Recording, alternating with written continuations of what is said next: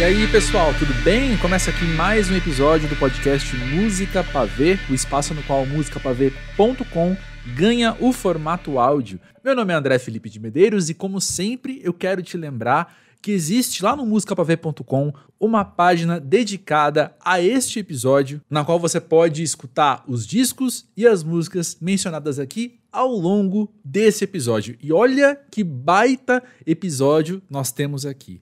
Esse tema, o corpo na arte, surgiu a partir de conversas dentro e fora da equipe sobre como nós, hoje em dia, temos percebido os produtos artísticos, como a música, não assim diretamente. Por exemplo, a voz que entra direto no meu ouvido, né? Sempre tem o intermédio das telas. E por mais normal ou comum que isso seja, é de se estranhar quando vemos pessoas em um show que estão ali assistindo o que acontece no palco, não diretamente, mas também pela tela de seus telefones. É a oportunidade de se desligar, de viver o mundo real, mas o celular insiste em estar no meio do caminho.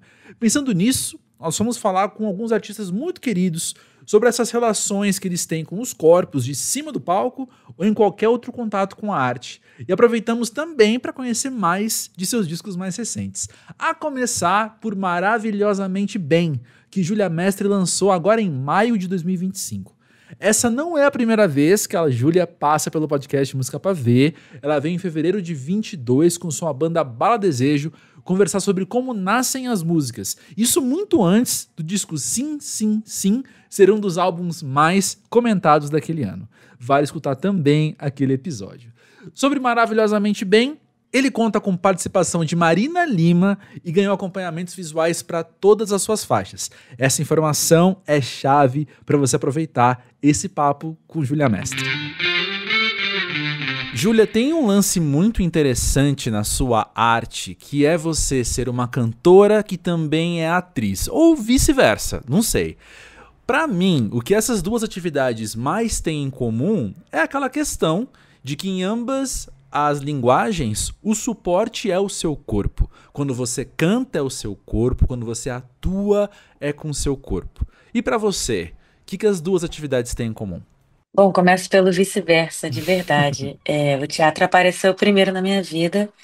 Eu tenho formação como atriz e foi o primeiro contato com a arte. Eu comecei com 10 anos de idade, estudando teatro, e fui seguindo, fazendo primeiros cursos, e depois que me formei na escola, eu segui na faculdade de Artes Aham. Cênicas. E a música, ela veio andando depois e veio em paralelo. Só que eu fui entendendo que para poder também ser autora dos meus próprios roteiros, talvez seguir com a música era o lugar onde eu poderia mais tarde, também com o trabalho audiovisual, eu poder conduzir os roteiros que eu faço dentro da música. Então, eu senti que a música foi me direcionando, eu como Júlia, a minha própria roteirista da minha Uhum. trajetória. E daí, então, eu acabei tendo priorizando, assim, né? Depois a música. Mas sinto que primeiro começou o teatro e depois veio a música. Aham. Quer dizer, eu acho que tá tudo misturado agora. Aham. Mas o teatro apareceu primeiro, aos 10 anos de idade. E eu fui compor música, entender que as coisas que eu escrevia, junto com o violão que eu estava aprendendo, foi ali aos 16 anos de idade. Aí com 18 eu comecei a me atrever a fazer as minhas primeiras apresentações autorais, né, trazendo as minhas músicas. Lá para os 20 eu entendi também que eu poderia fazer videoclipe, aquelas primeiras ideias, né, os primeiros conceitos. Mas já entendi que ali naquela primeira semente eu já gostava de trazer a teatralidade para as minhas apresentações visuais. E hoje, com 28 anos, que eu estou falando agora, eu já lanço o meu terceiro álbum solo e meu quarto álbum de carreira. Uhum. E vejo que eu utilizo muito desses personagens para poder representar o que eu tô querendo dizer, né? O que a Júlia ali usa os personagens como apoio e talvez como ajuda para trabalhar essa minha timidez escondida. Eu Uhum. acho que a gente acaba utilizando assim A gente tem os nossos segredinhos, né? Pra poder estar aparecendo e talvez essa fortaleza que a gente mostra por fora não deixa de ser um personagem que a gente apresenta e por trás tem uma conchinha segurando uma pérola, né? Olha, interessantíssimo. E você tá usando a palavra que eu mais ia usar agora na minha próxima pergunta, que é personagens. Porque afinal, quando a gente assiste aos vídeos de Maravilhosamente Bem, cada faixa conta uma história, cada faixa é protagonizada por uma Júlia Mestre diferente. E eu queria te perguntar o quanto você está de figurino, de maquiagem, de cabelo, influencia a tua própria interpretação da música. Bom, claro que me ajuda, mas eu sinto que eu acho que é um trabalho interno que vem bem lá adiante, sabia? Hum, Porque pensando no material visual de Maravilhosamente Bem, ele acabou acontecendo depois das músicas prontas. aham. Mas se você vê o tema das músicas ali, o esqueleto de todas elas, é a fera, é a vampira, é o canto da sereia. Uhum. E eu sinto que eu preciso encontrar também narrativas para começar essa faísca criativa. Então eu sinto que vem lá da primeira fase, da composição, do processo em estúdio, de como colocar a voz, de encontrar interpretação. Você vê que Sentimento Blues e Seu Romance são faixas super apaixonadas, e quando você escuta, eu sinto que você sente a paixão é, daquela cantora, né? E eu já colocando aqui de novo em terceira pessoa, né? Aí. Quase que me distanciando desse lugar que sou eu, na verdade. Então, eu sinto que tudo vem lá de trás, ainda mais de trás, né? Eu me sinto, Júlia, uma pessoa super tímida e por muitas vezes em ambientes sociais eu às vezes me coloco no lugar muito de observadora, sabe? Quase que observando tudo que vai acontecendo à minha volta. E quando pequena, eu sinto que o teatro sempre foi um lugar onde eu conseguia expressar o que eu estava sentindo de verdade, né? Aquele clichê, né? Ah, quando eu tô no palco é onde eu sinto que eu sou eu mesma de verdade. Mas é o que acontece comigo. Eu sinto que sempre quando eu estava no palco, desde as minhas primeiras peças de teatro, era onde eu conseguia sentir que ali eu conseguia canalizar a energia e talvez dizer o que eu realmente sentia. Uhum. Então eu sinto que a música, ela foi quase que esse meu alter ego, né? Como Fernando Pessoa tinha seus personagens, né? E ali ainda encontrava um personagem para dizer sobre tal assunto, quem era aquele personagem para cada momento. Eu sinto que a Julia Mestre não é diferente. Essa é a minha marca, é a pessoa com qual eu represento quando eu tô nos palcos, quando eu tô até mesmo na internet. Então, quando eu criei Maravilhosamente Bem, eu sinto que hoje eu finalmente consegui estar em paz com esse Hum. mundo lúdico e com quem eu sou de verdade. Eu sei que eu consegui trabalhar um lugar onde eu consigo canalizar muito bem esses meus sentimentos e depois expressar ele de forma artística e mostrar para o mundo. Então, por isso, a celebração de Maravilhosamente Bem, porque eu sinto que é um momento onde eu finalmente me sinto em paz, com toda essa criação e essa confusão artística aqui dentro, sabe? Sim. Mas sim, eu acabo utilizando desses artifícios para poder traduzir um sentimento. E aí vem da composição primeira e pensando depois, quando eu vou para o visual. Foi criado assim um roteiro para cada música, Aham. então quis fazer uma homenagem ao cinema, né? Ao cinema antigo, ao cinema dos anos 80, ao cinema dos anos 60, ao cinema brasileiro, ao cinema hollywoodiano. Uma homenagem ao cinema no geral. E acho que foi a brincadeira de poder vestir um personagem para cada música. Então, não só você se degustar aquela letra, aquele conceito, o arranjo, mas você também poder entrar num mundo maravilhoso, assim, de se permitir a fantasia e viajar junto comigo nela. Massa, que legal. Antes de começar a gravar, você falou, eu queria escutar também o que você achou do disco. Então vou me dar liberdade agora, então, de abrir esse ato da entrevista falando as minhas impressões. Na verdade, mais do que isso, eu queria comparar com uma Arrepiada, porque você acabou de expressar a maneira com que eu vejo Maravilhosamente Bem. Eu tenho pra mim que o Arrepiada, por mais recente que ele seja, ainda, ele era um disco que queria ser várias coisas.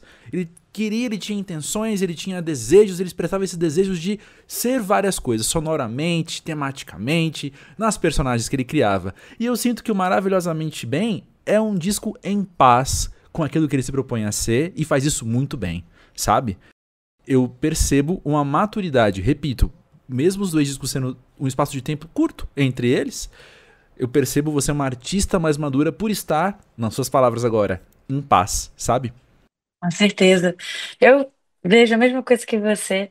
Sinto que arrepiada, pelo próprio nome diz, ele é quase que um grito, assim, né? Uhum, Como a necessidade também de uma criação e quase que um início também de se estabelecer numa carreira artística, assim, né? uhum, Então, eu acho que é quase que é um nome que está em caixa alta e é um sim. arrepio. É sobre uma provocação e tentando ali encontrar uma personalidade artística, né? E já maravilhosamente bem, você já fala esse nome com um sorriso no rosto. É uma celebração por falar esse nome, assim. Eu me sinto maravilhosamente bem. E é como mais tarde, assim, com o repertório em mãos, eu pensei que não tinha outro nome que caberia para esse nome do álbum, né? Porque o nome do álbum é sempre uma questão, né? Mas eu Uhum, acho que ele é o resumo daquela obra, né? exato. Então eu sinto que o que uma coisa, o primeiro, um álbum antigo queria afirmar, esse agora é o momento de contemplar e se maravilhar. Perfeito, perfeito. E ele é fruto também de experimentações que você fez, Sempre. inclusive com microfones. Sim. A dica. Bom, eu acho que quando a gente está desenvolvendo assim no nosso trabalho artístico, acho que o ouvinte ele está acompanhando o crescimento do artista assim, né? Aham. Junto assim, né? Como se fosse um diário aberto, como se fosse aquela experiência de alguns diretores de cinema que gostam de fazer. Qual é o nome daquele filme? Aquele diretor que se propôs a acompanhar o crescimento, Boyhood. Boyhood. Uhum, Boyhood, uhum, né? Então, eu acho que a trajetória de discos, assim, né? É como se fosse a experiência que esse diretor quis apresentar. Onde você volta ali na discografia de um artista que você gosta muito, você pode acompanhar as transições dele, né? E eu uhum. sinto que você também vai acompanhando a linha de pensamento que aquele artista tem, né? Sobre aquele momento ele estava querendo dizer. E não só sobre a canetada do artista, mas também sobre a voz, né? Esse amadurecimento. Então, eu sinto que o meu primeiro álbum, Gêmeos, ele falava muito sobre uma ingenuidade, assim, de estar começando a carreira, de estar falando sobre as composições, sobre sentir que poderia mudar o mundo com a voz, com a fé, com a minha mãe. E se você ouve a voz, era uma Júlia ainda muito criança, né? E se estabelecendo, então nesse primeiro universo musical, flertando ali muito forte com a MPB, com elementos percussivos. E eu sinto que o meu primeiro disco, eu quase que falava meio com a voz muito imposta, assim. Eu estava me descobrindo no estúdio, né? E eu sinto que quando você escuta, você vê que a voz ela é colocada quase que pra fora, assim. Claro, eu tô me analisando de dentro, né? Então, pra quem tá ouvindo, também tem suas percepções, não era bem assim. Mas eu digo de fora, assim, por exemplo, eu comecei as primeiras gravações cantando num estúdio grande, achando que aquilo ali era o lugar de gente grande, então eu precisava estar num estúdio profissional, com as luzes acesas, e quanto mais gente ali no estúdio, melhor para poder dar os feedbacks, né? Já em Arrepiada, eu sinto que foi um disco que eu já comecei a descobrir a minha voz melhor um pouquinho, assim. Interessante. Eu já descobri que a minha voz, ela tinha um charme, assim, porque eu não sou uma cantora tão técnica vocal. Você vê que meu tipo de voz, ela não é uma voz com tantas firulas vocais, vamos falar assim, né? Tantos melismas carregados. Não, eu fui descobrindo que o meu charme, ele não tá na técnica vocal, e sim no meu timbre vocal. Uhum. Então, eu fui entendendo que talvez querer cantar em pé, cantar com as luzes acesas, talvez ele acabava esfriando a minha intenção. Então, por que não a gente apagar as luzes? Chamar só a pessoa que está na produção, mais a engenharia de som. Quanto menos gente, melhor. Uma coisa mais íntima, né? Uhum. E aí, que tal a gente deixar de fazer no estúdio e agora gravar num quarto? Eu acho que se torna a coisa mais íntima.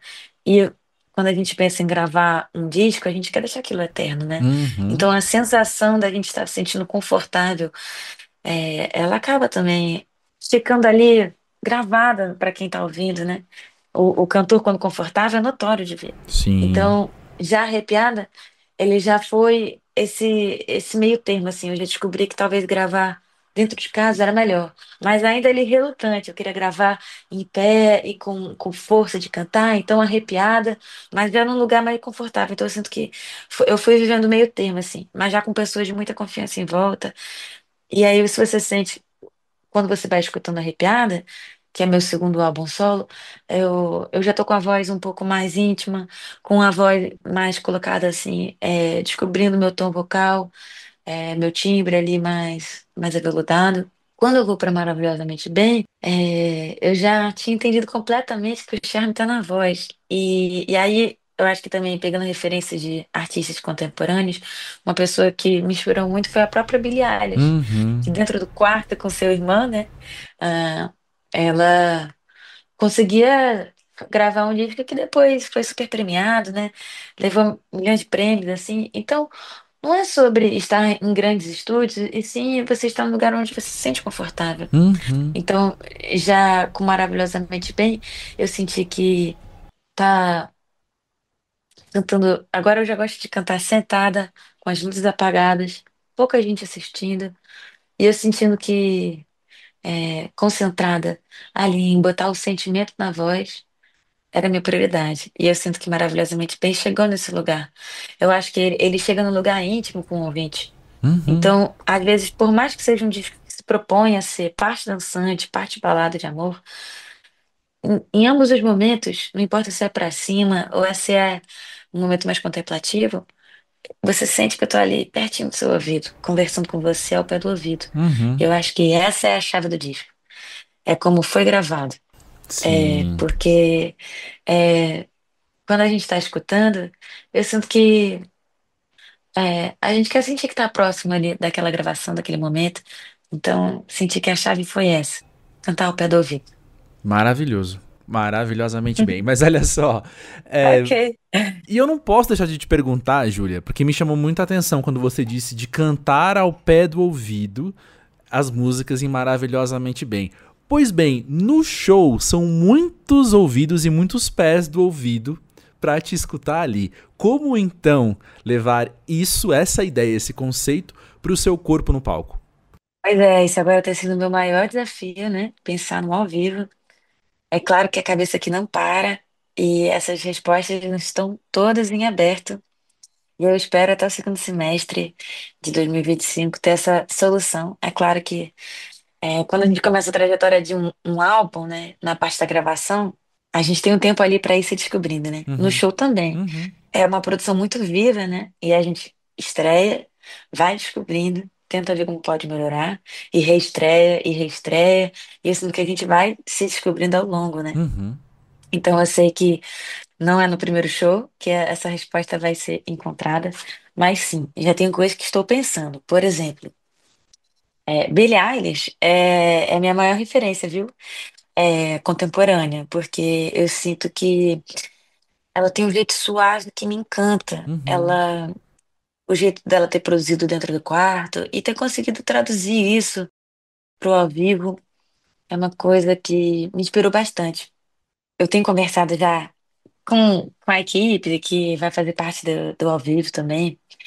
Há um microfone que ele é de cápsula vermelha e ele é um microfone que fala que é super cardioide. Uhum. É um microfone que é super sensível e ele pega só a parte da frente do microfone, ou seja, tem que cantar com a boca bem encostadinha no microfone, porque ele tem uma hipersensibilidade. Ou seja, é uma conversa que com o PA que está fazendo o meu som na caixa de alta que vai para o público, ele tem que fazer uma compressão bem alta, colocar meu microfone com bastante ganho para eu poder cantar de forma suave, independente da banda. Tá super ali, é, com energia, principalmente o baterista, tem que tomar cuidado com ele. Conseguir fazer com que mesmo o show sendo uma energia dançante e disco, e ali você entrando no mood de festa, eu consiga estar na voz, passando uma energia suave, doce e aveludada. Então esse é o desafio que eu quero tentar trazer para o show. A Billie Eilish é uma referência de show porque ela tem um show que é super agitado, né? Super dançante. Só que ela também tem um jeito de colocar a voz no ao vivo que é super doce. Então é isso que eu tenho tentado também traduzir para o meu show no ao vivo. E é como a gente vai descobrir, os ensaios começam agora em julho de 2025, e aí a gente vai começar a fazer esses testes. Mas o microfone é uma coisa que eu tenho pensado muito em como fazer, então eu vou fazer uns ensaios primeiro só de microfone e Uhum. depois a gente vai fazer um ensaio de banda, porque essa é uma preocupação real, de tentar trazer essa suavidade pro ao vivo.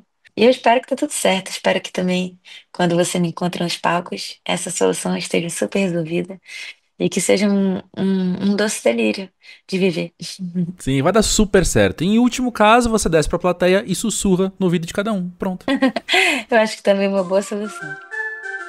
Oi, gente, tudo bem? Eu sou a Clara, tô aqui com o Vitor e a gente vai conversar um pouquinho sobre o tema desse episódio. Eu queria começar o episódio assim, provocando o Vitor para ver o que que ele vai falar.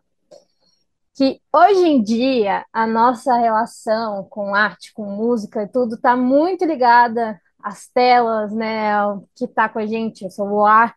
E o que que você acha disso? Isso atrapalha, isso ajuda?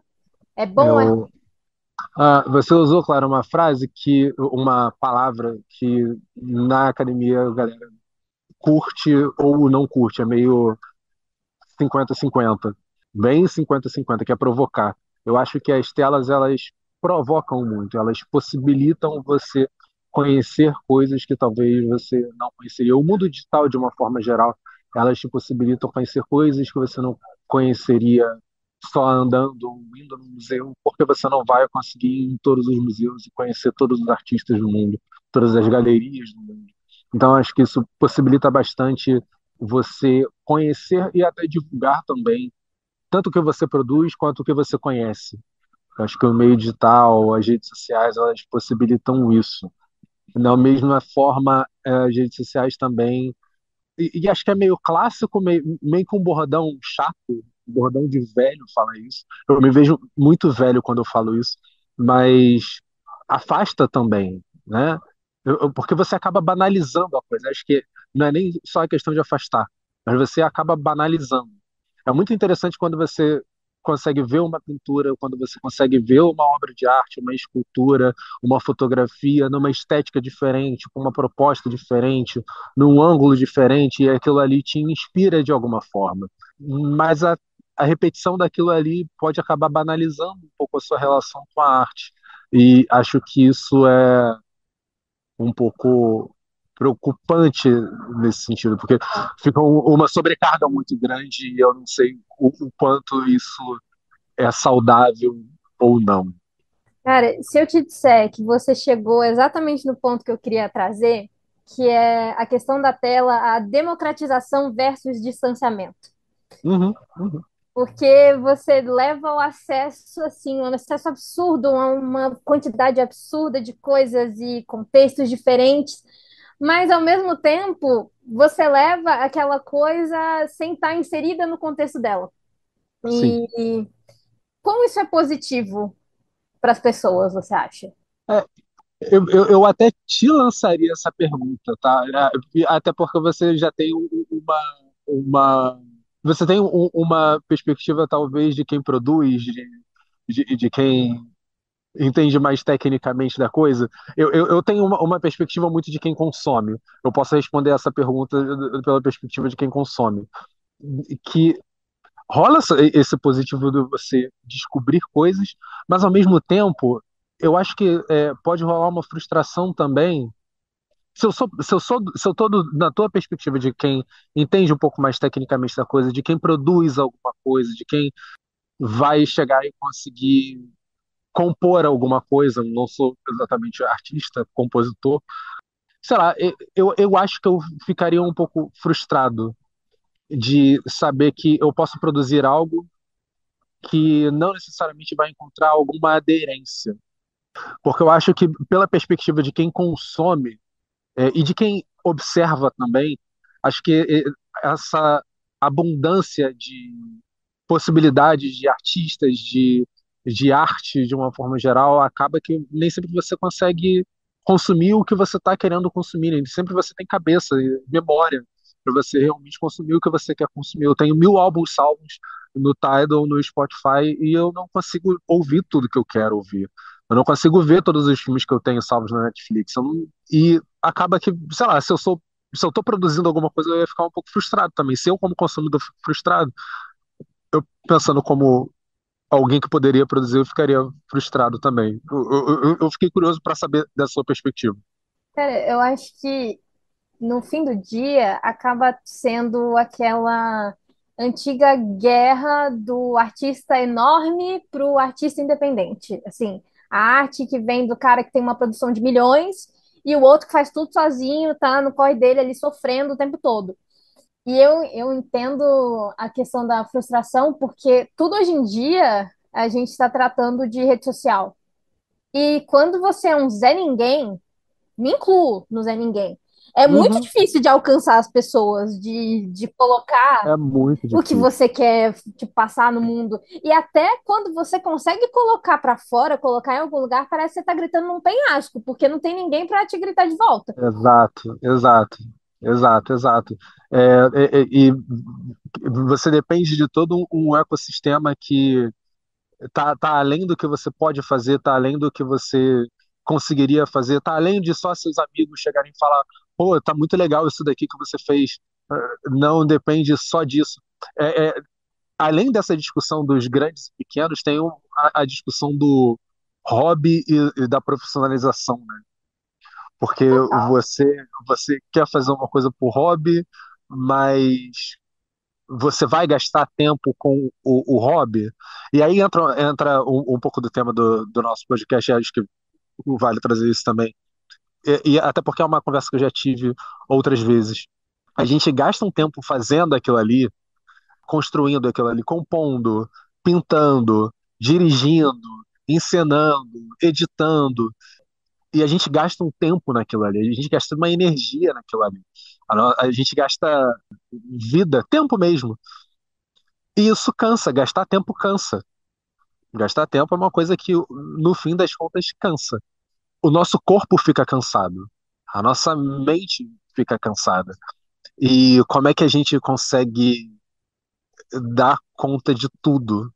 Como é que a gente consegue olhar para no final do dia, produzir alguma coisa que é um hobby, que é vista como hobby, que deveria ou poderia ser encarada como hobby, se a gente não está com o corpo, nosso corpo fica cansado, nossa memória fica cansada, a gente não consegue mais dar conta de tudo que a gente gostaria de fazer.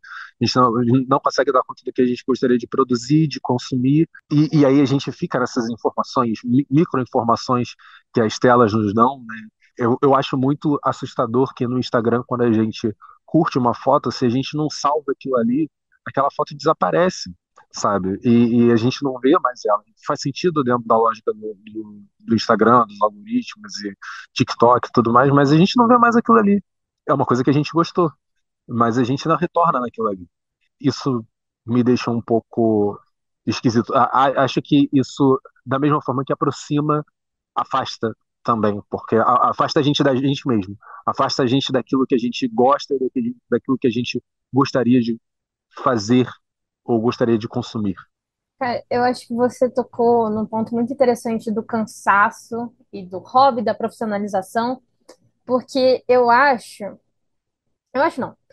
Até um certo ponto no passado, a gratificação de você produzir a arte era visível, era você ver as pessoas indo ver você, ver o que você produziu, ver uma exposição, ver um negócio. E hoje em dia, parece que essa gratificação, às vezes, ela é meio fantasma, né? Porque é tudo Total, reduzido a likes e compartilhamentos e total. você, de repente, às vezes, nossa, o cara que faz um. Vamos voltar para a música. O cara que faz um puto esforço para gravar uma música e a preocupação número um dele é fazer divulgação no Instagram para um público Isso é terrível. invisível. Para um É público isso, é o invisível. afastamento não só do público com a arte, mas do próprio artista com a arte, porque a preocupação dele está em outro lugar. Rola essa democratização que você trouxe, né?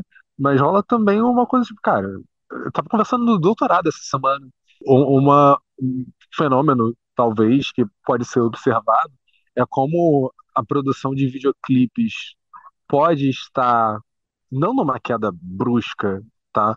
Porque as pessoas continuam fazendo videoclipe, mas em, em alguma queda suave e numa ascensão aí sim brusca de tendência, de você criar uma tendência, criar uma trend, criar um challenge, criar um visualizing, sabe? Uma coisa que vai te dar menos, de repente, menos trabalho do que um videoclipe, vai te gerar menos custo, mas você tem que saber como você vai engajar o seu público, para o seu público falar sobre aquilo ali. E isso é surreal. As redes sociais criaram um território muito esquisito que a gente não sabe. Eu entendo que a gente não sabe ainda domar. Navegar. Cara, eu acho que assim, sinceramente, a gente tá entrando num padrão muito chato. Muito chato. As pessoas são. Parece que as pessoas cansaram de ter ideia, sabe? Ai, cansaram de pensar. Sim, Porque é isso que você falou da challenge, da trend. Eu entendo que funcione, que é um mecanismo que impulsiona, que joga o cara lá em cima na visualização. Mas o que que de fato isso traz para as pessoas e de que maneira isso se diferencia, né? E também eu uhum, acho que a gente está cada vez mais sedento por qualquer conexão física com as coisas hoje em dia, já sim. que é tudo tão digital, tão separado, tão. A gente A não está gente fica, presente. a gente fica nessa necessidade, nessa ura pela presença. Total. Tanto que eu tenho rolado alguns movimentos, a ideia de. Já conversei com o André, já conversei com algumas outras pessoas, a ideia dos encontros para da audição de disco. Pô, o Rubel fez toda uma parada em algumas cidades de lançamento do disco de audição mesmo. Vamos parar para ouvir o disco novo em galera, um evento dos fãs. É diferente. E alguns artistas vão fazendo isso também. Tem até a audição, mesmo que não seja física, mas é um pré-lançamento digital. No Bandcamp rola isso de vez em quando, que é a galera que se junta no mesmo horário para ouvir aquele disco ali e vai comentando ao vivo o que tá achando, mas é uma forma de você estar pelo menos conectado com o artista e conectado com outras pessoas compartilhando o que você está achando. Acho que toda essa ura que a gente tem por estar hiperconectado também revela o quanto a gente, o hiperconectado digitalmente, revela também o quanto a gente gostaria de estar conectado com as pessoas presencialmente e o quanto a gente está cansado, o quanto isso cansa. A gente fica preso no digital, mas a gente está cansado desse digital. Mas a gente também está cansado de sair e fazer alguma coisa presencialmente. Então a gente só está cansado. O nosso corpo está cansado. Olha, eu vou contar que quando o Samuel de Saboia lançou a música Rei de Nada no comecinho do ano, nós aqui do Música Pra Ver ficamos fofocando nos bastidores, que valia muito a pena ficar de olho no que mais ele colocaria no mundo. Bom, deu no que deu. Seu álbum As Noites Estão Cada Dia Mais Claras está sendo apontado como um dos favoritos dessa temporada.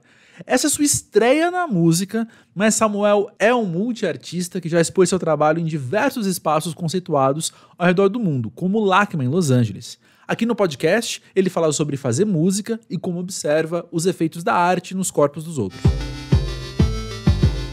Samuel, é muito interessante poder conversar contigo nesse episódio por vários motivos, né? Mas um deles é que o episódio anterior chamava O Objeto em Trânsito. E é legal dar continuidade a esse tema porque você está lançando um disco, você lançou um disco que foi feito entre Tóquio, Paris, Londres, São Paulo e Salvador. Ou seja, é um disco também que foi feito em trânsito, né?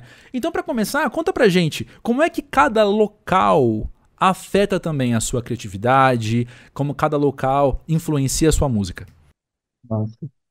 Então, esse meu desejo, né, que eu tenho pela conexão, pela estadia, pela liberdade, é uma vontade mesmo, né, de estar presente em todos os lugares, de se ver em diversas formas, de entender Uhum. diversos tipos de pessoas, núcleos e afins.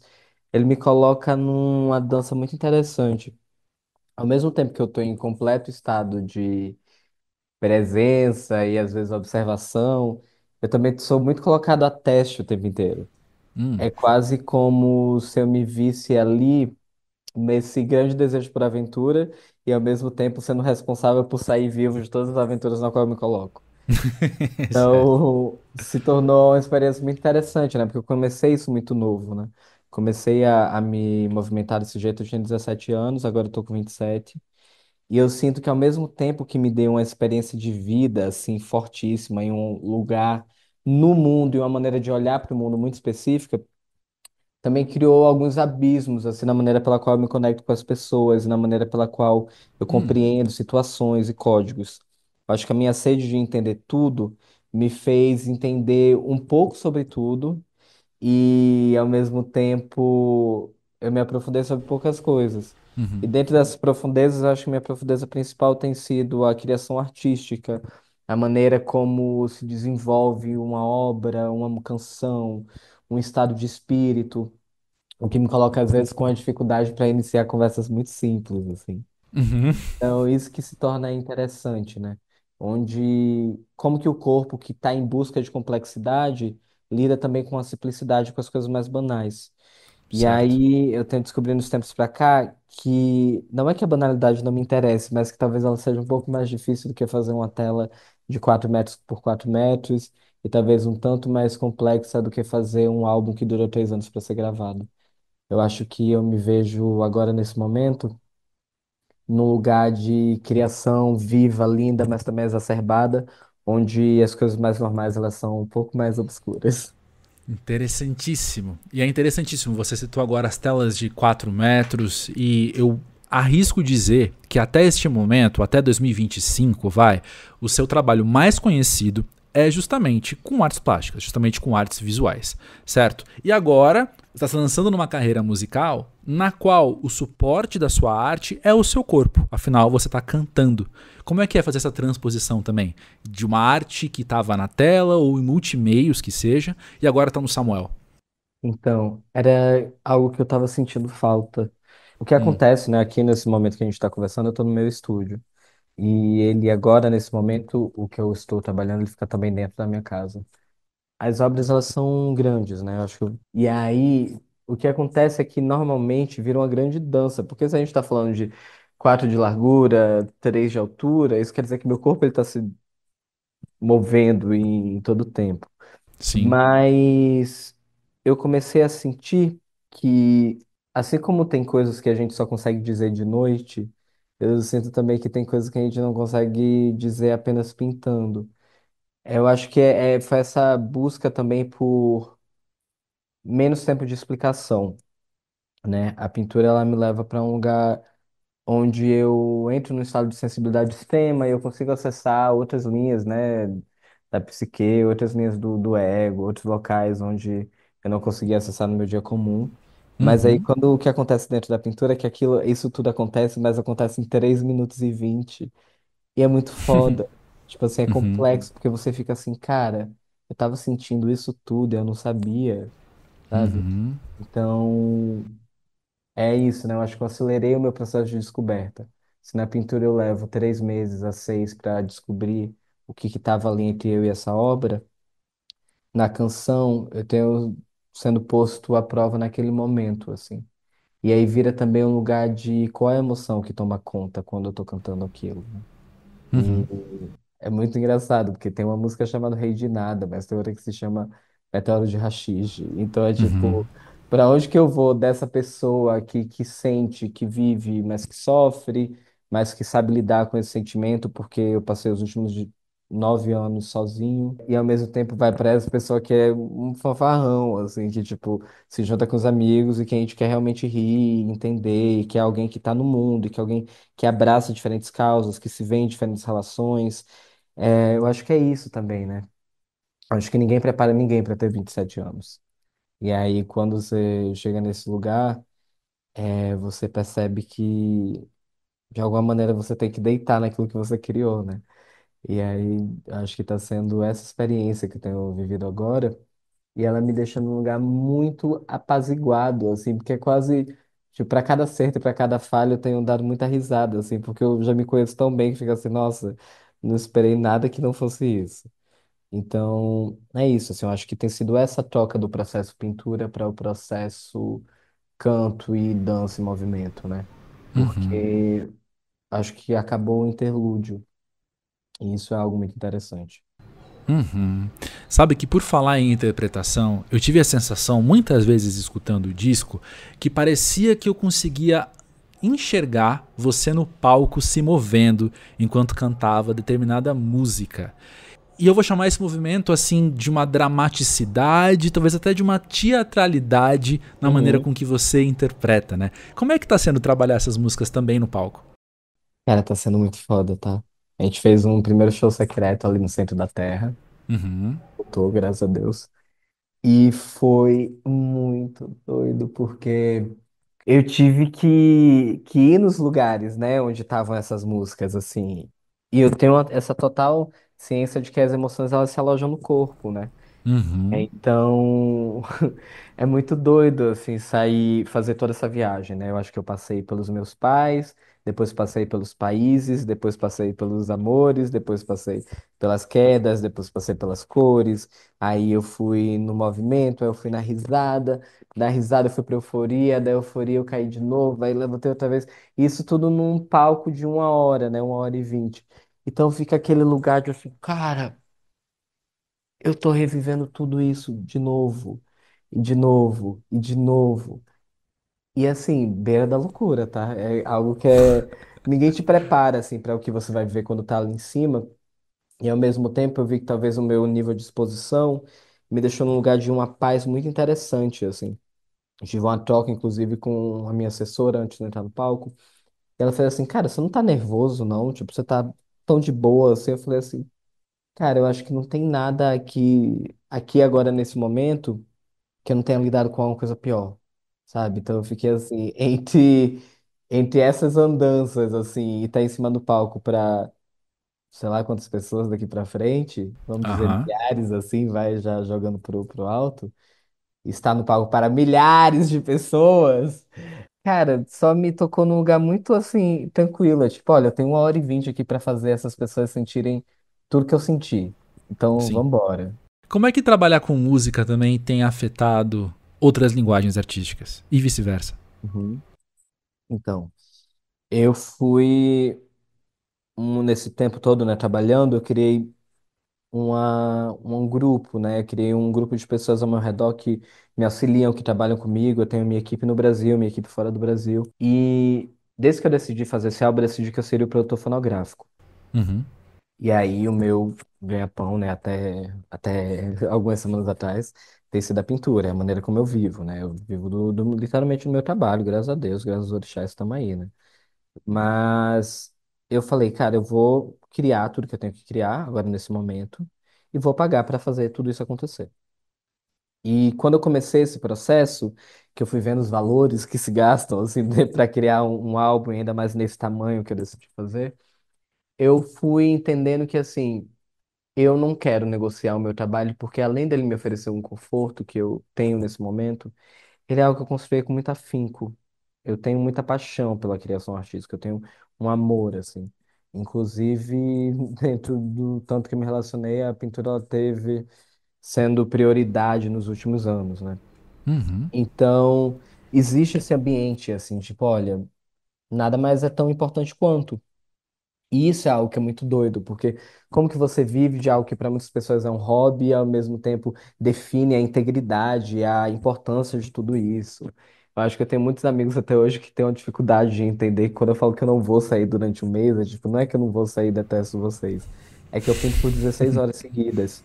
E isso a gente Uhum. está falando 16 horas durante uma semana. Então tem dias que eu vou começar a pintar de 10 da manhã e eu paro às 4. E Uhum. isso entra um ritmo assim de criação muito grande. E eu acho que isso me deu uma preparação, inclusive, de endurance, sabe? Resistência. De perseverança. De resistência, de perseverança perante o trabalho, porque é desafiador você criar obras e obras, né? Você tem que entrar em muitos ambientes seus, assim. Você tem que despir muita coisa, você tem que provar muito, assim. Inclusive é uma coisa constante, porque você também tem que desenvolver sua técnica, você também tem que entrar num local de observação, de crítica, de por que que eu estou fazendo isso, você tem que dar título. Então você está parindo, assim, muitas vezes ao ano. E com a música, eu vi que, assim, cara. Eu sei cantar, mas aí eu quero ir daqui pra cá, então vamos fazer aula. Eu sei, eu toquei piano no álbum, inclusive os arranjos de piano são meus, mas assim, eu não sei fazer isso aqui no violão e na guitarra, então chama a galera que sabe. Eu Uhum. sei o que eu quero enquanto produção, mas eu não sei ativar ali um DAW e fazer as coisas acontecerem. Então eu colei com os meus amigos que sabem fazer isso acontecer.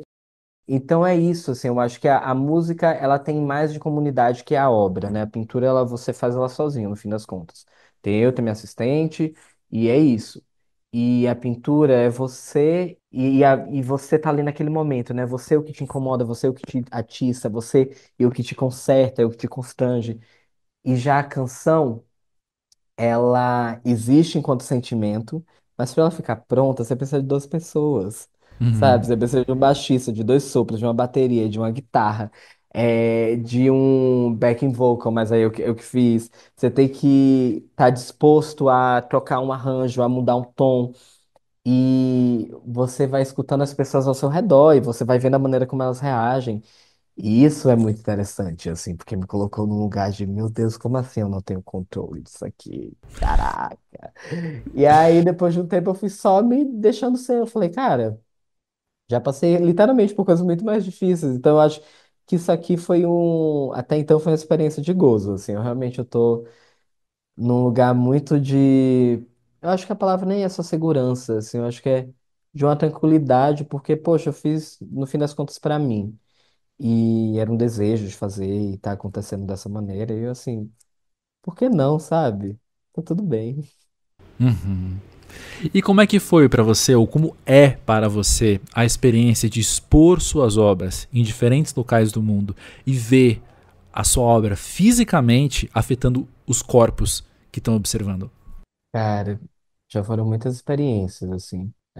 Eu tive residências onde elas eram abertas ao público enquanto eu pintava, e tive sempre muitas trocas, foram coisas muito marcantes. Recente, eu estava agora em Los Angeles, na abertura do LACMA, e aí eu via como a obra tocava nas pessoas, né, dentro da exposição, como que as pessoas chegavam perto para trocar uma ideia sem saber quem era o artista, porque eu fiquei lá plantadinho, assim, eu vendo, e aí, quem é que tá gostando?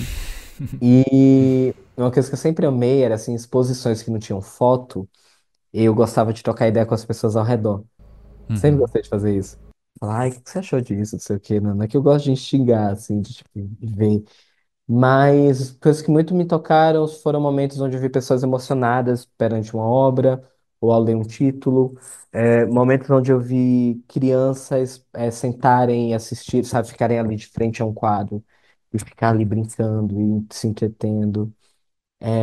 Momentos onde eu vi que por mais a diferença de idade, meio social, raça e afins, pessoas conseguiram localizar emoções similares ao ver uma obra.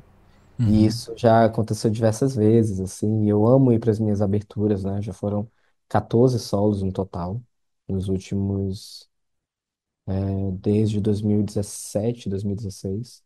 Então, é muito massa, assim, você ver que talvez o que aconteceu com você não é que seja em vão, assim, mas talvez aquilo que aconteceu com você tenha uma importância para além do acontecimento. Então, é essa a experiência, né? Entender que uma obra construída ela, além de ser permissiva para mim, ela também é permissiva para outras pessoas que talvez precisam daquele momento, daquela cor, daquela leveza. Eu acho que esse lugar de entender que é aquilo que se faz, além de ter importância, ele tem necessidade. Cara, você fala isso da conexão, da gente querer estar junto e se sentir as coisas. Vou até trazer um exemplo muito físico, né? Uhum. Teve uma pesquisa um tempinho atrás da Vinyl Alliance que apontou que a Gen Z tem comprado muito mais vinis porque eles buscam uma conexão física com a música, né? E eles querem apoiar os artistas de uma maneira que seja presente, assim, que eles possam tocar e sentir. Isso, nossa, que é uma carência tão forte, né? E eu acho que a gente pode, de repente, colocar isso também das bases de fãs que compram esses vinis, são às vezes as pessoas que são doidas para ir nos shows e fazem de tudo para ir nos shows. Sim. Qual para você é a sensação assim, diferente de você ouvir a música em casa ou ver um clipe e estar lá no show? Ah, eu sou muito a favor de ouvir música em casa. Eu sou muito incentivador da compra de mídia física, tá? Sou muito incentivador. É um dos grandes sonhos que eu tenho, inclusive, investir muito mais nisso, sistema, edição e tudo mais, até porque eu gosto muito da ideia do encontro para ouvir alguma coisa, algum disco, botar algum disco, algum CD e conversar, e enfim, isso é uma coisa que me bate muito. Mas o estar num show, eu acho que são experiências diferentes. Eu acho que quando você bota um vinil ali para tocar, quando você bota um CD para tocar, você tem uma experiência musical que é diferente de estar num show, porque o show é proporcionando uma parada mais coletivona mesmo. Uma coisa de você conseguir sentir, vibracional mesmo, e quase espiritual, catártico, epifânico e qualquer outra São palavra os rituais. monumental nesse sentido. Digo você, cara, você sente. Pô, eu vou citar um exemplo muito besta, tá? Porque é uma música que tá todo mundo cansado de ouvir. Mas quando você ouve Viva La Vida do Coldplay, hoje, quando você toca no Spotify, você pula a música. Mas quando você ouve ao vivo, com todo mundo gritando com você, cara, é uma experiência que é impulável. Todos os pelos do seu corpo sobem com força, sabe? É uma experiência quase violenta. Então, eu acho que a gente precisa dessas experiências violentas também, para até lembrar que, por mais que o nosso corpo esteja cansado, a gente ainda está vivo. Nossa, que lindo. Que a gente, acho que às vezes a gente esquece, por causa desse cansaço, que todo ser humano é um ser social, né? A É, gente quer estar com as pessoas. E, no é. fundo, todo mundo quer esse sentimento de unidade. Que quando você está num show, é como se a plateia fosse, assim, uma continuação do músico, né? É um. Uhum. E uma continuação de você também. Exato, exato. Cara, se o músico é a cabeça, a plateia são todos os outros membros. Todos os outros membros, todos os outros órgãos, sabe? Tá todo mundo sentindo ali de uma forma diferente, mas igual. E é um organismo. É um organismo. E digo mais, se o artista que está lá performando não tá de cabeça, corpo, alma entregue àquela performance, a plateia não compra e não tá lá com você. Ela sente que tem alguma coisa faltando. Ela sente. Sente. Então, A plateia brasileira, pelo menos, sente. com certeza, acho que é a que mais sente, porque acho que quando você se dispõe, a minha perspectiva é, se você se dispõe a fazer uma coisa, se disponha de verdade, por inteiro. Concordo. Porque não tem outro jeito, não tem outro jeito, senão você tá mentindo Concordo. pra você e pros outros. Concordo, defendo e compro brigas semanalmente em relação a isso. É de se dispor mesmo, assim, de você estar ali vivendo aquilo ali de uma forma que não é falseada, né? Esteja ali, viva aquilo ali, o momento, é o momento que vai fazer o momento e não o roteiro que vai fazer o momento, é o momento que vai fazer o momento. Acho que no fundo, esse papo aqui sobre o corpo na arte foi sobre a presença no geral, né? A gente se sentir mais presente nas coisas, em tudo que a gente faz. Lógico que na arte, principalmente, já que é o que a gente está falando, porque faz toda a diferença quando você sente aquilo no fundo do seu ser, aquilo reverbera de uma forma diferente. Sim, Aquilo reverbera como uma verdade, né? sim, sim, pulsa. Olha, nenhum fã de música brasileira contemporânea ficou de fora do fenômeno Os Garotim, que comemorou recentemente o primeiro aniversário do disco Os Garotim de São Gonçalo, obra que levou o Grammy Latino de melhor álbum de pop contemporâneo em língua portuguesa no ano passado. Nessa conversa, Andressa Brito, Bruna Takaoka Pugliese, Isabela Guiducci e eu conversamos com Léo Guima, Anchieta e Cupertino sobre como eles lembram hoje das gravações do disco e também do seu lançamento, assim como a experiência de levá-lo aos palcos. Os Garotim, quer dizer então que a gente tá aí celebrando um ano do disco de vocês, e eu queria perguntar pra vocês como é que tem sido viver esse álbum nos palcos, como é que tem sido experimentar essa música de corpo e alma ao vivo. Cara, tem sido muito legal. Fala, vai você, antes. Fala você. Você falou vai você, eu falei vai você. Cara, tem sido lindo, cansativo, barulhento, né? Emocionante pra caramba. É tipo uma família, assim, que a gente tá construindo, sabe? Tipo, a gente lançou o disco, já se arriscou de lançar um show de lançamento no Circo Voador, que é uma casa que a gente nunca tinha feito um show lá, né? Ali naquela noite a gente já se surpreende com todo mundo sabendo cantar, com as pessoas já se identificando com a nossa identidade visual, se identificando com o nosso jeito de falar, dançar e tal. Então, esse disco ele trouxe emoções além do que a gente imaginava, assim, sabe? Então, poder levar ele pro palco e ver que esse disco é uma grande festa, um grande baile. Parece que as sensações que a gente acertou no, onde a gente queria acertar, né? Que era que as pessoas ouvissem o disco e não só o disco inteiro, mas entendesse qual era o intuito do disco, né? Acho que a galera pegou do jeitinho que a gente queria, certo? Ou até mais do que a gente imaginava. Realmente, cara, a gente, antes do álbum ser lançado, a gente ficou, tipo, uma ansiedade danada, assim, cara, não aguento mais, esse álbum tem que ser lançado, a gente ficou meses, assim, porque essas músicas a gente foi construindo elas com o tempo, né, a gente fez, a primeira música que a gente fez junto foi Pouco a Pouco, que é a música que tá no álbum, essa música a gente fez Bom. lá em 2019, quando a gente se conheceu, entendeu, e ela foi vir no álbum em 2023, né, 2024, né, não lembro, acho que foi 2024 que a gente no álbum, é. Então, a gente veio construindo isso, e a gente ficava assim, cara, imagina isso no mundo, o que, que as pessoas vão achar? Será que elas vão gostar? Mesmo, é um estilo diferente que não tá rolando agora. A gente batia essas inseguranças na época, mas a gente foi surpreendido porque as pessoas ficam falando, cara, esse tipo de som era tudo que tava faltando, era tudo que eu precisava ouvir. Entendeu? Isso é muito louco. Caras, eu queria perguntar para vocês, talvez seja o inverso da pergunta do André, né? Ele perguntou como é que Uhum, foi levar o disco para os palcos. Mas o disco ele é muito contagiante. Eu acho que ele tem essa vibe de música ao vivo e tal. Até a dinâmica entre vocês, né? Vocês sempre, quando dão entrevista, vocês estão dando risada, brincando. Então, eu queria perguntar para vocês como é que foi no processo de gravação, para vocês conseguirem registrar essa coisa contagiante e viva que vocês trouxeram no disco. Essa pergunta é boa porque a gente, cara, começou cantando essas músicas para as pessoas. A gente fazia um show na Gávea antigamente, isso antes, há muito tempo. A gente cantava ali as músicas para as pessoas, então a gente começou no palco, né? Então a gente fazia a música imaginando como a pessoa ia reagir no show ao vivo. A gente gosta muito das reações, do calor do ao vivo, isso é muito importante para a gente, é o nosso melhor, né? uhum, E esse álbum, ele é, assim, se você for ouvir, ele realmente é um show ali gravado, praticamente. Entende? É exatamente assim que é no show. Músicas para cima, que faz a pessoa não parar nunca, entendeu? E o processo de gravação foi muito legal porque o Raposo, né? O Júlio Raposo é o nosso produtor. Ele foi o cara que conseguiu enxergar a gente, colocar a gente no fonograma, né?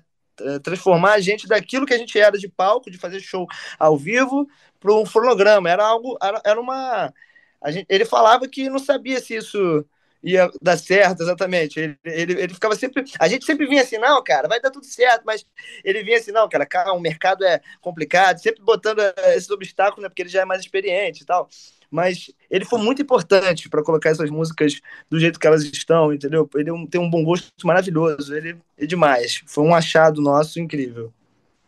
cara, porque a gente gostava de escrever e deixar a música de um jeito que ela ficasse incrível na hora que a gente se apresentasse, sabe? Do jeito que for, voz e violão, com uma banda que não conhece os acordes direito, mas tem o Cupertino ali pra guiar o baixista, o tecladista, e vambora aqui improvisar, sabe? Como já aconteceu um monte de vezes. Então a nossa canção, ela já sai toda amarradinha, sabe? Então o Raposo, às vezes, ele não sabia, tipo, se aqueles pré-arranjos que a gente já faz na composição, se ia ficar tão legal, né, no fonograma, mas eu acho que era mais só pra deixar a gente com o pé no chão e não ficar iludido, sabe? Mas no final ele conseguiu fazer a leitura que a gente sempre imaginou, sempre sonhou. É porque ele às vezes é como eu posso dizer, meio medroso mesmo, mas o cara é foda, o cara é Pé no chão, não, sinistro. é realista. Ele falava pra gente, ó, cara, vocês são incríveis, e é muito maneiro trabalhar com vocês, mas a gente tem que transformar isso num fonograma, tem que transformar isso num produto, né? Uhum. E eu Porque, entendo esse receio dele. é porque a música já ficava muito amarradinha. Oh, Aí, tipo assim, caralho, e aí, mano? O que eu vou fazer pra transformar isso? Então, ele, além de ter lapidado muito a gente, assim, trouxe muita maturidade pro que a gente tá escrevendo agora e tal. Então, Raposo é a grande peça, cara. Ele é foda. Massa demais. E olha só, nesse um ano levando as músicas então pro palco, como é que a troca com as pessoas que estão ali, junto de vocês, dançando com vocês, cantando com vocês, molda também como vocês olham para essas músicas hoje? O que elas te ensinam sobre essas músicas? Cara, tudo é uma surpresa também, né? Tudo começa com uma surpresa, porque a gente fez essas canções ali em São Gonçalo, era tudo só entre a gente, era uma coisa que a gente, pô, nascia ali no meio do nosso, né, desse nosso jeito contagiante, né? Quando a gente leva pro palco, é tudo uma surpresa pra gente entender que, tipo, olha só, esse som aqui pega. Esse aqui também pega, mas não pega igual a esse. Então a gente foi passar a ter noção do que a nossa música causa nas pessoas só depois que a gente foi pro mundão mesmo, sabe? A gente não já fez imaginando o que que ia pegar mais, o que que ia pegar menos. É um ensinamento até, tipo, de lugar para lugar, sabe? Tem show que a gente faz que tem música que as pessoas se emocionam mais que as outras, e isso vai de. Depende da mensagem também, sabe? Varia muito de lugar para lugar, com certeza. Falando sobre a presença do corpo, em toda essa sensualidade e movimento, ela é muito forte na arte de vocês. Eu queria Uhum. entender como vocês entendem o uso do corpo também como gesto político. De que forma que a expressão corporal se relaciona com as mensagens sociais e culturais que vocês transmitem com as músicas? Bem, Claro. o corpo, né? Eu não poderia deixar de dizer que eu preciso do meu corpo para cantar. Eu preciso estar dançando para cantar daquele jeito ali, faz muito sentido para mim. Então, eu acho que o corpo ele é muito importante no nosso trabalho, o jeito que a gente dança. O Anchieta ele tem uma influência muito grande do funk também, do passinho, né? O Anchieta é o mestre do passinho, né, Anchieta? Luke sabe muito, a gente, cada um traz o seu. Eu tenho o meu jeito de dançar, que é uma coisa que eu nunca fiz na aula de dança, não sei nada, mas eu simplesmente deixo o meu corpo falar enquanto estou cantando. E isso é muito importante. A pessoa dançar, independente de saber dançar ou não, é só dançar, só soltar aquilo que tem no corpo.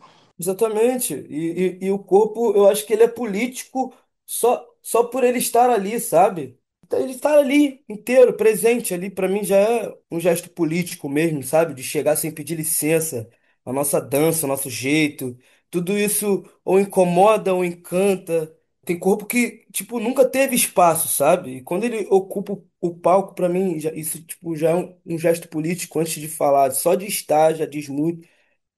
A nossa mensagem, eu acho que ela não vai além, né, da nossa presença ali. A gente luta por tudo que a gente quer transmitir, mas é motivo de orgulho também para gente poder inspirar outras pessoas. Como eu brinco, às vezes eu falo, porra, a gente não é filho de ninguém. Então, pô, todo mundo viu lá eu comendo terra, jogando bolinha de gude, sabe? Pô, essas pessoas, elas estão vendo o que tá acontecendo, elas estão vendo que é possível mesmo. Tipo, não era quando eu era moleque, eu olhava a televisão, via aquele monte de ator, aquele monte de gente, e eu ficava me perguntando, tá, legal, lindo, mas como é que faz? Sabe? É, exatamente, ficar aí bati um medo assim, será que eu vou conseguir fazer algo assim? Será que eu posso fazer isso, entendeu? E às vezes eu me pergunto também como eu faço tudo que eu faço no palco, às vezes eu falo, caraca, cara, como é que eu faço essas paradas, velho? É mó viagem, pô. É muito doido, né? Você chega no palco e a pessoa se transforma, cara, não tem jeito. É, cara, somos atores, somos atores. Entendeu? A gente chega no palco ali e fala, pô, como é que você dança assim, cara? Eu não sei, cara. O público também ajuda muito. O público ajuda muito porque quanto mais eles estão abraçando a gente, gritando, mais a gente fica empolgado, mais a gente fica assim com vontade de dar o melhor para eles, né? Então é impressionante essa Faz conexão entre. toda, a dif- faz toda a diferença quando o público vem da nossa energia, né, cara? Muda muita coisa. muito. pra gente, né? Tipo, a gente já teve casos que a gente, primeira música do show tinha ninguém. Várias vezes. E a primeira música, ela é que é a Garota, né? Que é uma música assim, pra gente é uma das mais animadas aí. Tu já chega dando de cara com ninguém. O nosso corpo sente, sabe? O nosso corpo sente É. O nosso falta. primeiro festival lá em 2023, a gente abriu o primeiro show. A gente abriu o Cantamos pro primeiro. vento, literalmente. Pô, não tinha ninguém, velho. Aí, tipo assim, foi a primeira hora, assim, a gente tava começando, foi antes da viralização de 0 a 100. Não tinha ninguém, as pessoas foram chegando, mas no início não tinha. E a gente ensaiou pra caramba. Ensaiamos dança, né? Ensaiamos coreografia. Chegou lá na hora, as três primeiras músicas, cara, estavam vazias, assim, foi... Não, o diretor de palco chegou pra gente assim, galera, é o seguinte, não importa quantas pessoas estejam lá na frente, não importa, o importante, ó, é vocês fazerem um show como se tivesse uma multidão. Ó, lembrem-se, não se esqueçam, tá rolando uma live, tem gente pra caramba na live, então deem o melhor de vocês. Aí a gente já olhou um pra cara do outro, já. Falou, mano, deve estar Como um assim? flop. A gente deve estar um flop absurdo. Ou tá um flop absurdo, ou ele tá avisando a gente que tem uma multidão. É. Caralho, quando a gente Mano, chegou, tinha ninguém, tinha eu e Léo, a gente se olhou pelo óculos. pelo óculos assim, ó, com a cara abatida. Mas, enfim, a Não, no gente. final foi maravilhoso. A galera começou a vir. Mas no início, cara, a gente ficou muito triste, assim, foi muito. Mas a gente se dedicou. Parecia que, se você for ver o vídeo, pô, a gente tava se dedicando pra caramba, mas não tinha ninguém. Pois é. Adorei essa história, até porque tem esse lance do pessoal estar assistindo uma transmissão ao vivo. É. Mas eu queria perguntar pra vocês, como artistas no palco também, como que é pra vocês a experiência de cantar pras pessoas que estão com os corpos ali na frente de vocês, mas assistindo ao show pela tela do próprio celular? Ah, isso é um problema. É uma coisa que a gente até às vezes faz também, infelizmente. Às vezes a gente tá no show, está gravando também um show de uma pessoa, isso acontece. Mas assim, cara, eu continuo fazendo meu show ali, porque nem todo mundo faz isso, né? Mas as pessoas, é porque as pessoas querem gravar aquele momento, é difícil, né? Vou fazer o quê? Eu continuo fazendo o meu É, melhor ali. tem gente que diz, né, que são corpos presentes e olhares ausentes, né?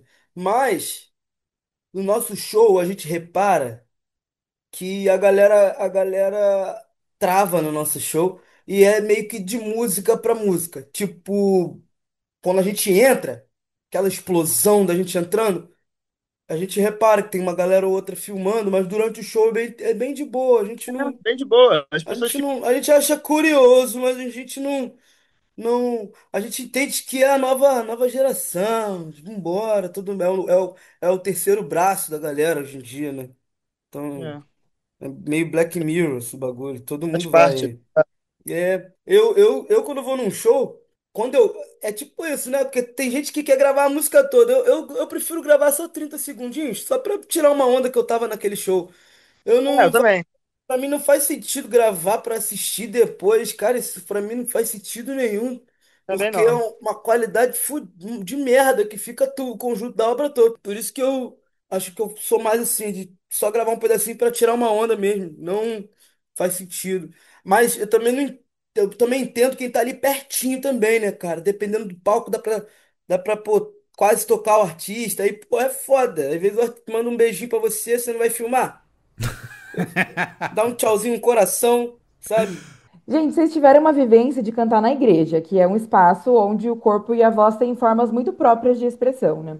Como essa vivência influenciou a maneira que vocês exploram hoje o corpo na arte, seja na dança, na performance ou até na sonoridade? E como também essas referências se misturam também com as referências que vocês têm de R&B, baile charme, contribuindo para expandir essa relação corporal com a música? Olha, na igreja é um pouco. A gente vive à base de doutrinas, né? E essas doutrinas, às vezes, elas vão moldando a gente e para certas opiniões, sabe? Então, eu acho que a igreja, ela tem ali uma disciplina, né? Que, porra, que você aprende com carinho, com pessoas pacientes, com muita musicalidade, tudo em alto nível. uma cobrança do caraca. Só que ao mesmo tempo tem tudo um julgamento. Então, assim, o corpo na igreja, para mim, não soa como um movimento político, como eu falei aqui fora, assim, mas porque às vezes a gente tá ali, né, para adorar, para dar a sua alma, seu corpo para um ser celestial e tal. Mas eu acho que essas questões de não ser, de ser livre, mas não ser tão livre. Eu acho que foi um lugar que eu aprendi mais a cantar do que a ser malandro, sabe? Porque foi depois que eu saí da igreja que eu fui entendendo o cachorrinho que eu era, pá. Porque, tipo, antes da igreja eu dançava passinho de favela. E aí, quando eu entro pra igreja, aquilo ali era totalmente, pô, reprimido demais. Então, mas eu também dançava, mas eu tinha que dançar com a mãozinha ali do balé porque era fofinho. Igual eu não podia cantar funk, mas podia cantar Jorge Vecilo. Então, é meio assim, sabe? Aí quando eu saio da igreja, que eu venho com aquela carga ali do canto e consigo misturar com o balanço que eu tinha antes, aí eu acho que aí sim eu fui malandro, porque, enfim, eu soube misturar. Acho que tem muita gente que sai da igreja e ainda fica muito crente. Muito, gente. É verdade. E eu diria também, gente, que eu acho que a coisa da igreja que a gente mais leva, que mais influencia tanto o nosso canto quanto o nosso corpo, por mais que o Anchieta tenha feito esse parêntese super interessante, porque a igreja ela também tem um pouco o julgamento e muitas presas, né, que ela oferece para as pessoas que estão ali, né, um conservadorismo de repente exagerado. Porém, quando a gente sai da igreja, a gente leva o ensinamento de uma palavra que a gente ouvia muito, que é a excelência, né? Por quê? Porque você tem que dar o seu melhor porque é para Deus, porque você está ali buscando uma experiência transcendental, espiritual. A gente levou isso sem a certeza de exatamente com que Deus que a gente está falando ou com qual espiritualidade que a gente está se comunicando. Mas nós levamos a vontade de transcender, tanto no canto quanto no corpo e na forma de se comunicar com o público e principalmente na forma de se comunicar com o público, porque a gente considera que aquelas pessoas estão ali em busca de algo mais, em busca de algo maior, em busca de uma cura, em busca de paz, de leveza para uma semana que foi muito difícil. Então, cara, é tão profundo, são tantas camadas que a igreja influencia o nosso artístico, o nosso modo de ser no trabalho, que fica até difícil, assim, sabe, de dizer. Mas o canto gospel, ele é muito presente no nosso coro, quando a gente canta junto, dividindo as vozes, fica muito presente. Mas de uma forma mais profunda, eu diria que é essa questão da excelência e da comunicação, a busca por algo que transcende, algo espiritual. Entendeu? A nossa música e o nosso jeito de ser segue isso até hoje. É, exatamente. Caras, eu queria perguntar para vocês agora sobre a identidade visual dos Garotinho, porque é muito marcante, né? As capas de vocês, até o jeito de se vestir, a dinâmica de palco, também tudo é muito próprio, me parece muito bem cuidado, né? Então eu queria perguntar para vocês dessa parte visual, qual a importância dela para o projeto artístico de vocês e de onde que vêm as inspirações que vocês usam? Então, cara, a gente adora essa coisa da parte estética e da forma que a música ela se traduz na imagem. E como isso é importante, né? Você olhar para o som e conseguir visualizar cenas, e a gente vai percebendo que tem uma tendência no mundo, sabe, de uma estética que tá aparecendo. A gente foi muito influenciado. Eu lembro quando o Silk Sonic lançou aquilo, a gente ficou louco vendo aquilo, né? Falando assim, caramba, tá rolando uma mistura do mundo mais pop com um mundo mais underground, e isso tá encontrando um meio do caminho ali perfeito, e a gente foi tentando encontrar, porque de repente, a gente se vê underground demais para ir pro pop, mas a gente se vê pop demais para ir pro underground. Então a gente foi entendendo, cara, que lugar que a gente ocupa. E a estética, ela é comunicação pura, então a gente foi entendendo essa mistura de uma coisa mais pop, mais popular, por horas até apelativo, usando certo deboche, E também umas coisas mais clássicas, mais antigas, mais chique, uma coisa mais chique. E aí a gente mistura muito isso na nossa estética, né? Inclusive o rapaz que fez a nossa capa, que é o Hermes, ele foi uma peça escolhida assim de forma bem específica, sabia fazer trabalhos bem clássicos, brasileiros, assim, uma coisa mais antiga, com coisas também bem urbanas, atuais, coisas que está acontecendo, sabe? Que trabalha com artista desses dois ambientes. E a gente falou, poxa, se ele sabe trabalhar nesses dois extremos, de repente ele vai saber misturar esses extremos e chegar num ponto em comum. Porque os garotinhos é muito isso, né? Nós temos cada um lugar muito específico que vai.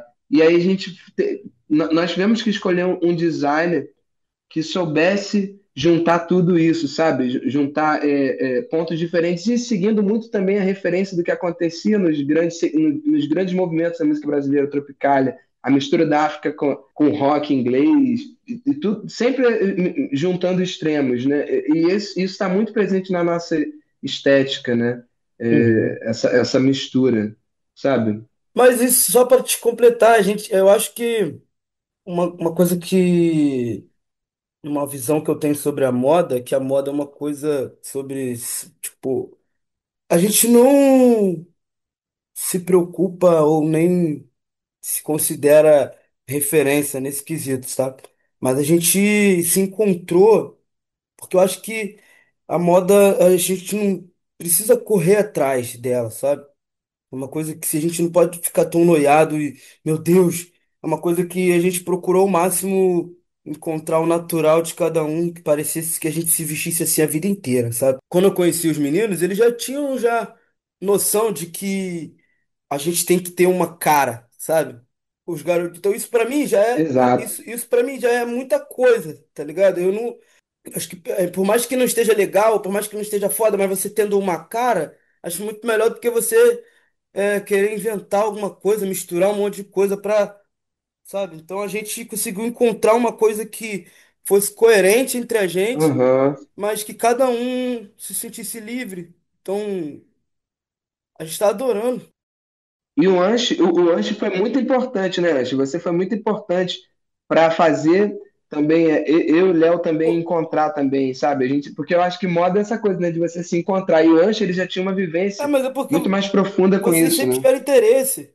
Vocês sempre tiveram interesse. Então, tipo, não tem como você dar um toque no teu irmão para ele evoluir num bagulho, se você vê que ele tem interesse na parada, vai entrar no ouvido e vai sair no outro.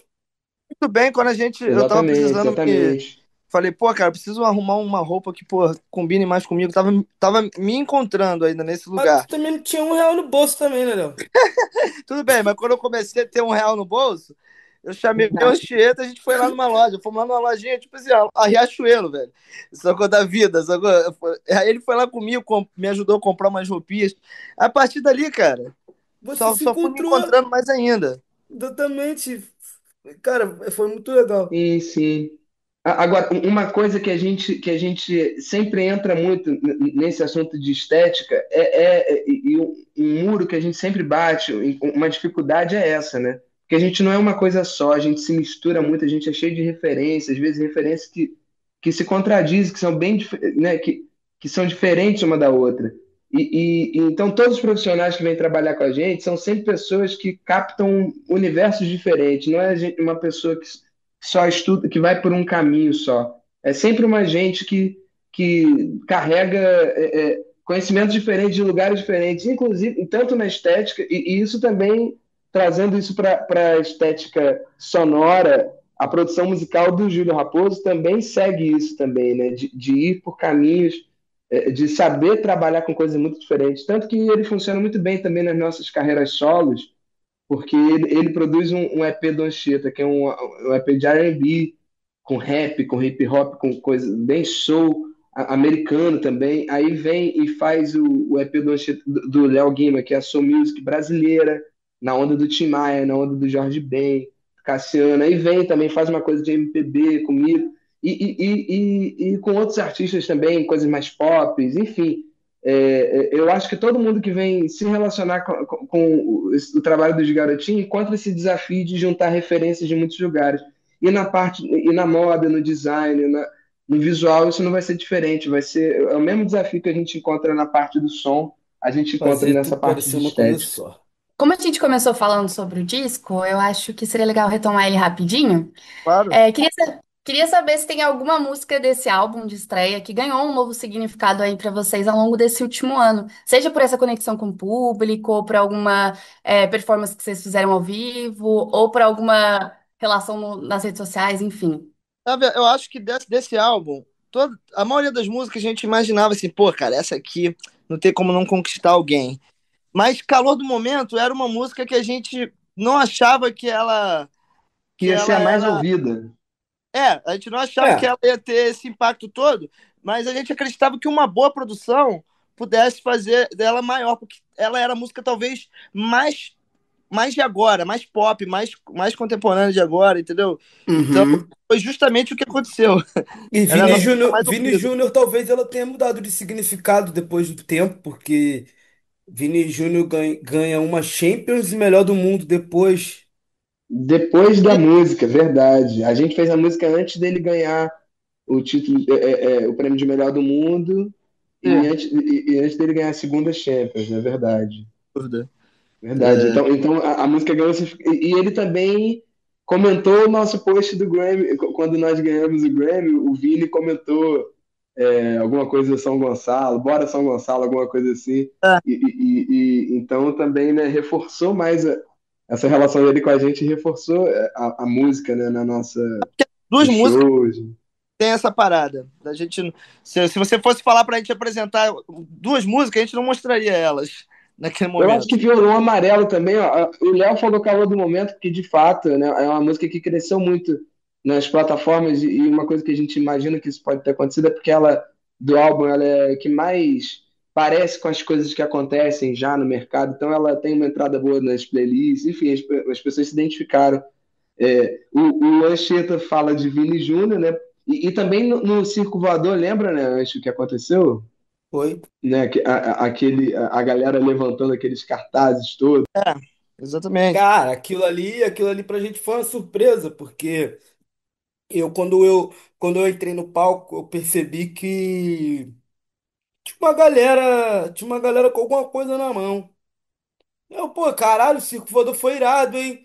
Deu leque pra todo mundo, porque se eu não me engano tava um calor de morrer. Pô, o Circo Voador tá dando até um lequezinho. E aí quando chegou em Vini Júnior, se eu não me engano, né? Sim. Exato. Um monte de plaquinha escrito, quem diria que esse dia um dia chegaria. E aí É. tu vê o E falava, público. quem diria que os garotinhos, né, um dia, chegariam um dia, né, uma coisa assim, né, venceriam um dia. Que na música a gente fala Vini Júnior, Isso né? foi antes do Grammy, né? Isso foi antes do Grammy, foi, sei lá, 2 semanas antes do Grammy. A gente E É, tá a viajar. não, e a gente vê ali o apoio do povo, cara, o apoio da galera ali antes de. Pô, a galera já fascinada com as nossas conquistas, sabe? É, e Tipo, aquelas folhas todas levantadas, cara, com a frase escrita, todo mundo, imagina o Circo Voador todo lotado, com todo mundo com aquela folha escrita com uma letra da canção alterada no lugar de Vini Júnior, os garotinhos.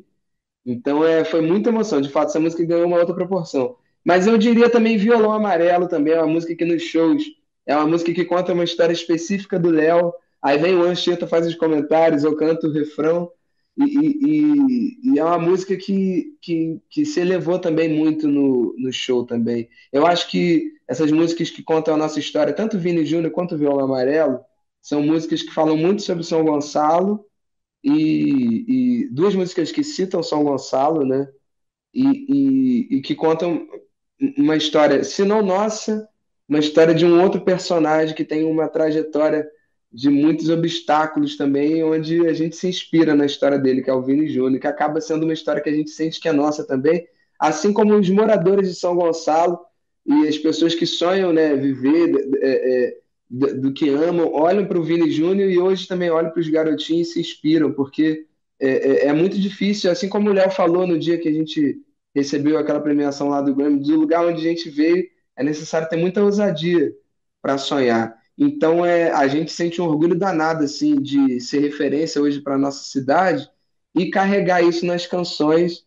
E, de repente, por isso que essas músicas vêm ganhando outra proporção, né? Porque elas não falam só da nossa vida, falam da vida de um monte de gente, né? Sim, certamente. Cara, vamos fazer uma obra lá de um desenho lá num lugar lá de São Gonçalo, sacou? Nosso, de nós três, assim, um bagulho. Já fizeram do Vinícius Júnior, grandão lá, todo mundo vê, agora vamos fazer um nosso. Então, isso é muito honroso, cara. É realmente de chorar mesmo. E quem vai fazer é o Marcelo Eco, que é um artista incrível de São Gonçalo também. Então são muitas camadas, né? Tipo, essas coisas que a gente está vivendo, assim, enche a gente de muita alegria e de muita responsabilidade também, que a gente tem que continuar trabalhando, porque a partir do momento que você vira referência para jovem, para criança, é um outro nível de responsabilidade que você passa a ter, né? Termina aqui então mais um episódio do podcast Música Pra Ver. Não se esqueça de visitar a página do episódio no musicapavê.com para ouvir as músicas, os discos e ler mais sobre Júlia Mestre, Samuel de Saboia e os Garotinhos no site. Participaram desse podcast Andressa Brito, Bruno Takaoka Pugliese, Clara Portilho, Isabela Guiducci e Vitor Henrique Guimarães. Eu sou André Felipe de Medeiros e vejo você na próxima.